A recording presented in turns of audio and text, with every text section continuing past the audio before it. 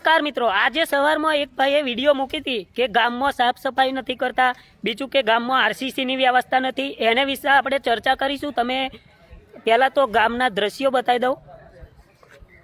आ छे गामनी भागोळ अने आ छे अमे जे आरसीसी तोड्यो तो ये गटर लाइन नाखी थी अने आ गामनी भागोळ छे। अने अहींया मित्रों जे नदी छे અહીંયાથી જે ગામમાં થઈને નદી પસાર થાય છે તેને મોડ નદી કહેવામાં આવે છે। અહીંયાથી પસાર થાય છે।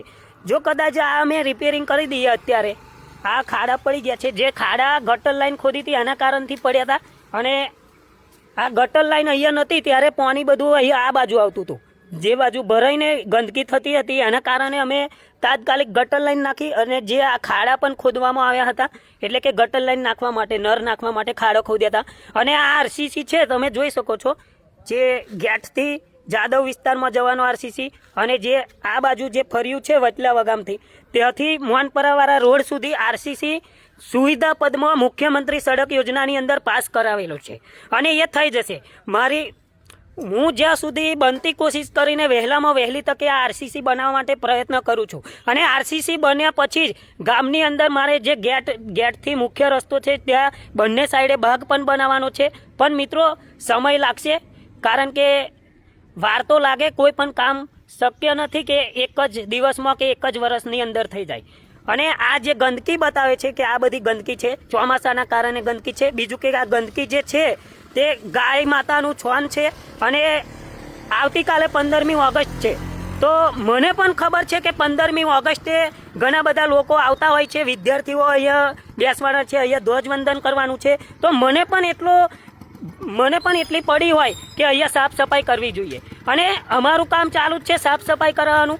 મને પણ ખબર હતી, એમને વિડીયો ના મૂકી હોત તો પણ અમે સાફ સફાઈ કરવાના હતા। અને બીજું કે આ રહી ઓટલાની વાત, તો ઓટલામાં જે અમે 16મા નાના પંચની અંદર જે ગ્રાન્ટમાં 50,000નું કામ મૂકેલું છે, જે કામ વર્ક ઓર્ડર આવે ત્યારબાદ ચાલુ થશે। મને પણ એટલી ગામની ચિંતા છે કે ગામમાં કંઈક સારું કરવું છે અને ગામની ભાગોળે તમે 5 વર્ષની અંદર વિકાસ દેખાશે, 1 વર્ષમાં નહીં દેખાય। કારણ કે જે 70 થી 80 વર્ષ સુધી તમે કંઈ નથી કરી શક્યા તો 1 વર્ષમાં શું થાય?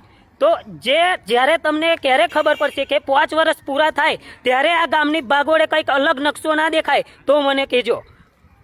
જય માતાજી મિત્રો, વિરોધ કરવાનો વિરોધ કરો, પણ સાચું હોય ત્યાં અવશ્ય વિરોધ કરો। હું તમારું ફૂલહારથી સ્વાગત કરીશ, પણ આ વાત ખોટી હતી કે સાફ સફાઈ નથી કરાવતા।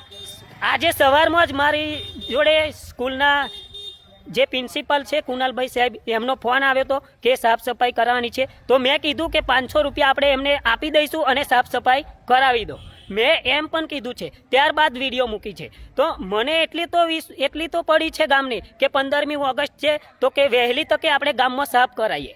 અને જે આ ગંદકી તમને આ ગંદકી નથી, ગાય માતાનું છોન છે, એ ધરતીનું ધન કહેવામાં આવે છે। તો ગાયો અહીંયા બેસતી હોય તો અમારે ગાયોને ક્યાં કાઢી મેળવી?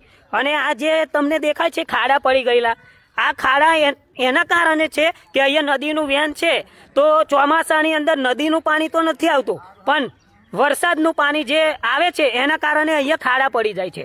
તો મેં કીધું, મને અગાઉ ઘણા બધાએ પ્રશ્ન પણ કર્યા હતા કે આ ખાડા પુરાવી દો, પણ વરસાદ કદાચ આજે ખાડા પુરાવી દઈએ, આ બધા ખાડા આજે પુરાઈ જાય અને કાલે વરસાદ પડે તો પછી ખાડા પડી જાય તો એની જવાબદારી કોણ લે છે?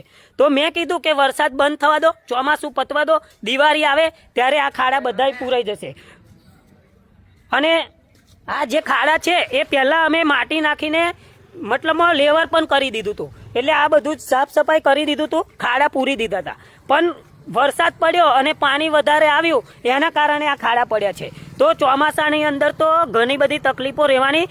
ભલભરા શહેર હોય, સિટી હોય, વડોદરા, સુરત, એની અંદર જો પાણી ભરાઈ જતું હોય, ખાડા પડી જતા હોય, તો આ તો એક ગામ છે અને એમાંય પાછું મોડી નદી ગામમાં થઈને પસાર થાય છે। તો જય માતાજી મિત્રો, મારે કંઈ બીજું કહેવું નથી, પણ લાગશે વાર, આવશે મજા। 5 વર્ષ પછી તમને ગામનો વિકાસ બતાવીશ। આ જે વિડીયો મૂક્યો છે 5 વર્ષ પછી તમને બતાવીશ કે ભાગોળનો નકશો અલગ ના હોય તો મને કહેજો। 1 વર્ષમાં તો શક્ય નથી કે હું ગામનો વિકાસ કરી દઉં, અને જે પણ વિકાસના કામો અમે કરીએ છીએ તે પબ્લિક સમક્ષ મૂકીએ છીએ। જય માતાજી।